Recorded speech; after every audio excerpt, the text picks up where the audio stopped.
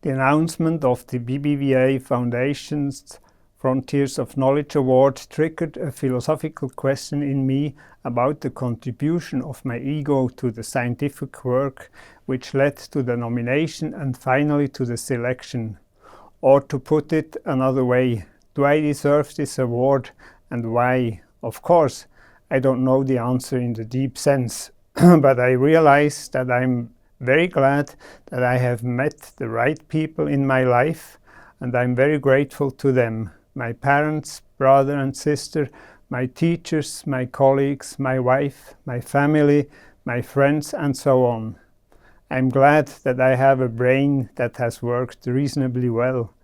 A lot of it is fate or chance or whatever you want to call it, and it is mostly luck when it turns out well. I'm also lucky that I grew up on a farm where I enjoyed great freedom and was involved in repairing machinery, for example, which helped me a lot on my later expeditions to the polar regions, where I was again lucky to meet many important and influential people with whom I remained in contact for many years or still am. I started my scientific career in Hans Oeschger's group when the first reliable measurements of greenhouse gases were made on air extracted from bubbles in the ice cores.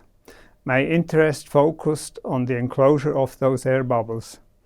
I was able to help promote research on the age of this air and the quality of the air that represents the atmospheric composition at the time it was trapped in the ice.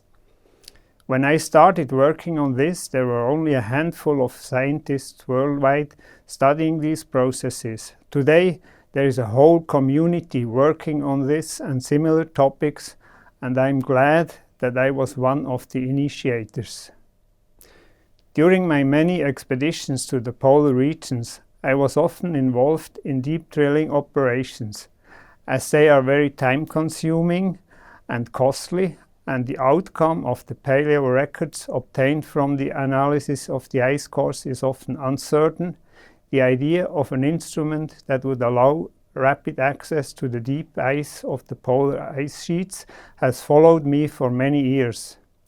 New techniques such as 3D metal printing and a very supportive working environment have finally enabled me to realize a tiny drill that drills a thumb-size hole and a measuring device to pre-investigate a potential drilling site.